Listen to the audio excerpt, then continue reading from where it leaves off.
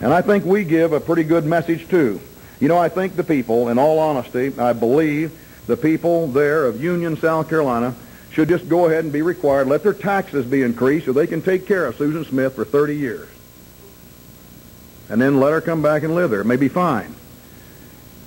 And I know that she was a person who, remember, when she was 16, her stepfather had sex with her. That's called rape. And 2 months before the drowning of her children, he says yesterday, I had consensual sex with her. What does this have to do with 2 little children? I'm sure that she must have thought herself about this big in her own eyes. But friends, those little children had a right to life. They loved and depended and they trusted their mom. Gosh. At any rate, that's over because now it's been decided, if you didn't hear it, she's getting life in prison, and that's that. And the whitewater is over, friends. They have decided. Vince Foster, even though he didn't have a bit of gravel on his shoes, he'd been so holy that his feet didn't touch the ground as he committed suicide out there in Marcy Park. Friends, if he committed suicide, he didn't do it there. It's impossible for him to have gotten across that gravel. You don't see any of that. No questioning of that, do you?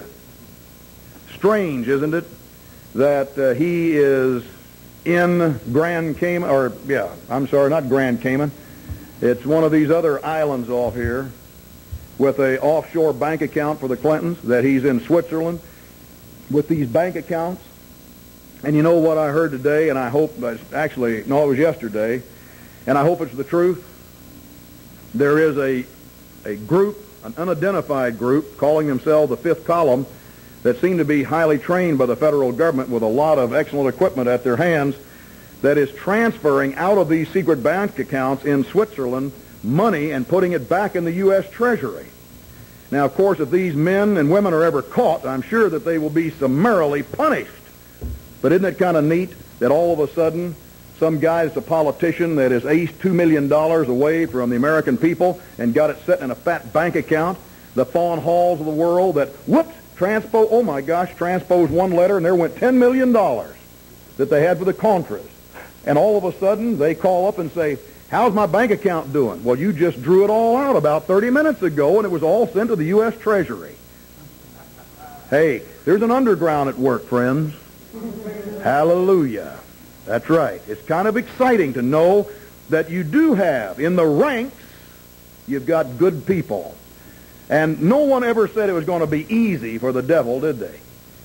I mean, when you take a look and you read Revelation, you read Daniel, you read Ezekiel, you read these great prophets, what they had to say about it, friends, he doesn't hold this federation. He's got great power, and he harasses the saints. But he has a great struggle, and in the end, he meets the Son of God, and he loses with all the power that Satan has given him. And he and his master are tossed into that fire. And there they stay for 1,000 years while we have perfect government. And I say we, and that we are those whose names are recorded in the Lamb's Book of Life. Those are the ones who will not kneel. I want to go over a few things and share them with you. I think you'll find them pretty enlightening. First of all, let's take a look at what's going on with the militia thing. There's not just been Waco and Weavers. There was a chaplain that was shot down the last of June in Ohio, Mike Hill. He was the Ohio militia chaplain. He had a license tag on his car that said militia chaplain. And he was shot. He was also a police officer for 5 years. And at 2:15 in the morning outside of Zaniesburg, Ohio, he was pulled over by a man named Sergeant Matt May, who was a local policeman, had a little radar detector out there, and nobody was speeding, but he pulled him over. 3 witnesses saw the officer and he speak momentarily. They got back in their cars because he had pulled over at a place that wasn't very wide on the state road. They went on down about a mile, and he pulled off where there was a wider spot in the road. As he got out of the car, here's a man who's a police officer for 5 years. He's the militia chaplain for Ohio. As he got out of the car, he is walking back toward the police car. 3 witnesses say this, that saw it. The policeman, using the door for a shield, shoots him once in the head, once in the chest, grazes him once on the cheek, kills him right there.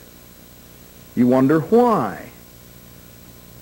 Now, not long before that, matter of fact, it was within the same month, there is a man in Montana. He is doing 35 miles an hour in a 25 zone.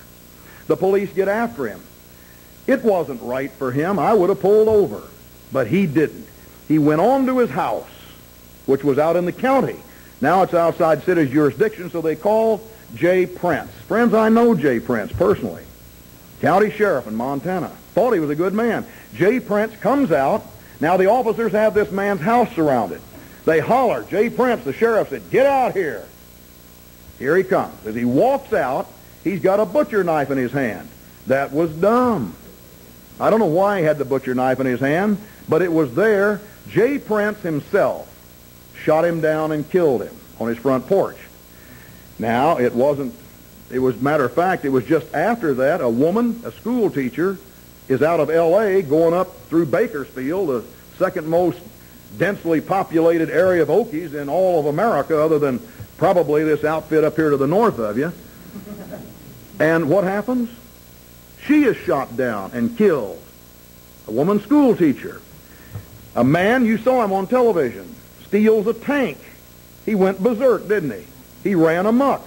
He didn't hurt anybody. He damaged some personal property. The tank now is up over the divider. The track is off. It's over, isn't it? What do the police do? They open the hatch, shoot, and kill him. Just before that, you watch the White House. Man burned so badly he can't hold a knife, so he has one taped to his hand, is on the wrong side of 1600 Pennsylvania Avenue. You all watched it on television. Here he is standing there with this knife. Somebody yells at him, "Drop a knife, drop a knife." He turns around and looks. What did they do? Shot him twice and killed him. Now, why? Well, I couldn't understand it. And finally, I think I got an answer. Those of you listening to the radio program the other day would have heard Ted Nugent, the rock star. Ted Nugent is now a board member of the NRA. When I asked him about this legion of shootings, see, this doesn't count Scott. Donald Scott, where they tried to sell his home up in Malibu so the sheriff could pay some debts. It doesn't count a lot of these things. Just recently. And he said, "Oh, Bo, well, the NRA and all police agencies across America have come to an agreement. It's called the 21-foot rule. If you are within 21 feet of a law officer and you have in your possession a deadly weapon, deadly force can be used against you." You don't have to be trying to stab anybody. You don't have to be trying to shoot anybody. Do you see the 21-foot rule at work? The chaplain on the highway, he's not trying to shoot anybody, but he's shot down. The man on his porch, he didn't leap off to try to stab Jay Prince. He had the knife. He was shot down. I want you to be careful, friends. I'm real serious about this. There is now within law enforcement a 21-foot rule. I want you to start carrying. I would advise you. We used to have in the military, and I'm sure they still got them, these old PRC 25 antennas. Now, they're not 21 foot long. How long are they? Maybe, I don't know, maybe 10 feet, right? 12 feet. But they come in sections, so it's kind of, you could probably carry it in your purse or in your car. If you ever pulled over, get this thing out, throw it out, make sure it locks together, and say, "Stand back. I'll throw you whatever you want. Or I'll put it on the end of this fishing hook on this 21-foot pole and swing it out to you." I mean, isn't it getting a little ridiculous? Whatever happened to Matt Dillon, where somebody just knocked on the door, went up and said, "Hey, fella, you got trouble with that knife?" What's he going to do? I mean, they've got tasers, don't they?